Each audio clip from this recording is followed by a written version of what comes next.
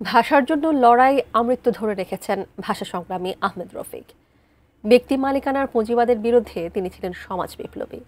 তার জ্ঞান, তার চর্চা নতুন প্রজন্মের মাঝে ছড়িয়ে দেওয়া জরুরি বলে মনে করেন আহমেদ রফিক শোকসভা জাতীয় কমিটি। ভাষা সংগ্রামী কবি রবীন্দ্র গবেষক আহমেদ রফিকের প্রয়াণে আয়োজিত শোকসভায় এই সমাজ বিপ্লবীর নানা দিক তুলে ধরেন বক্তারা।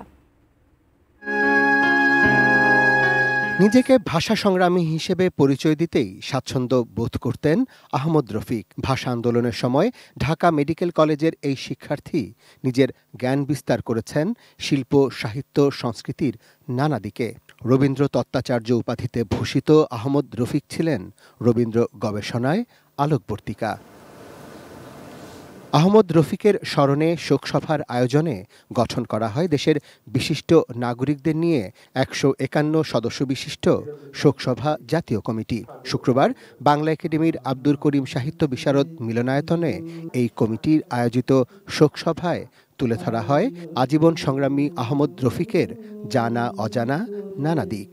কেবল ভাষা সংগ্রামী বললে আহমদ রফিককে পরিচয় তুলে ধরা যাবে না।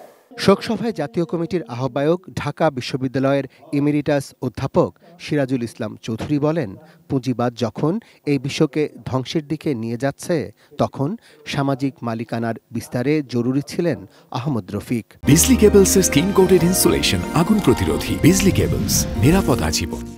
আমরা তার স্মৃতির প্রতি শ্রদ্ধা জানাবো।